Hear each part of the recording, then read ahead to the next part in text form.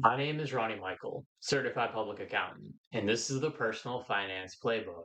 Improve your finances, improve your life. The title of today's episode is Get Off the Tightrope, Living Paycheck to Paycheck. Would you be able to pay your bills on time if your paycheck was delayed by a week? If the answer is no, then you're living paycheck to paycheck. Unfortunately, living paycheck to paycheck is far too common. The stats can vary a bit depending on the source, but a 2023 survey by Payroll.org found that 78% of people are living paycheck to paycheck. Yes, you heard me correctly. The survey asked over 38,000 people if they could meet their financial obligations if their paychecks were delayed for a week.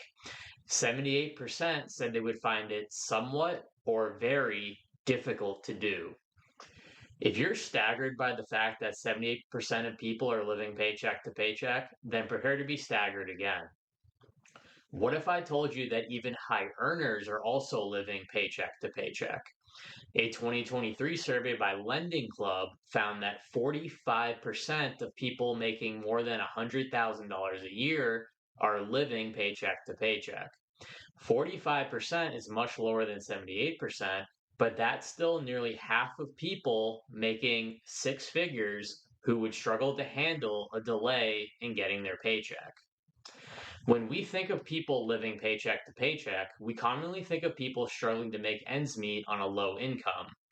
Perhaps a fast food worker barely scraping by, hoping no unexpected car repair bill pops up before the next payday. But the reality is that living paycheck to paycheck isn't just a condition of the poor, it's a condition of the middle and upper classes as well. So, why does living paycheck to paycheck happen at every income level? In some areas like San Francisco and New York City, most notably, the cost of living is just really high. But I've observed in my own life that most of the time the answer is a silent wealth killer called lifestyle creep.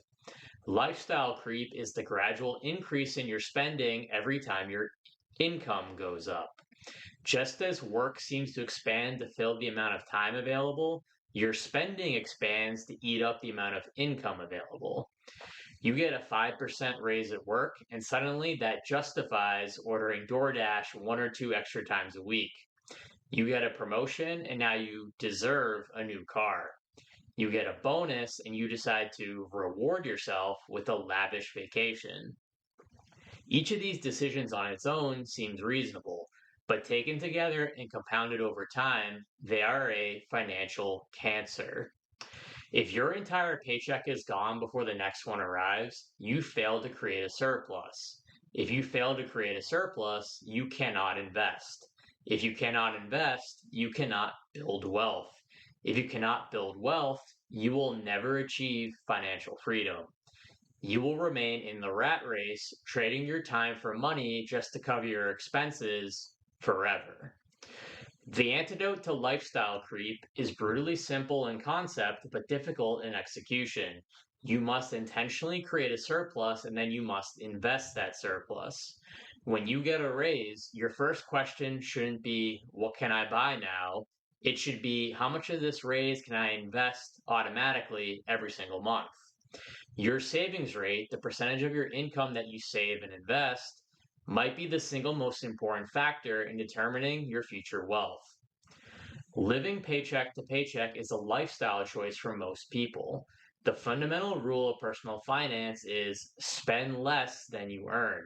If you're not following that rule, then don't be surprised to find out that your finances never improve.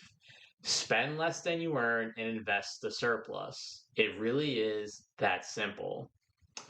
What do you think? Does this apply to your life? Leave a comment below, and thanks for watching.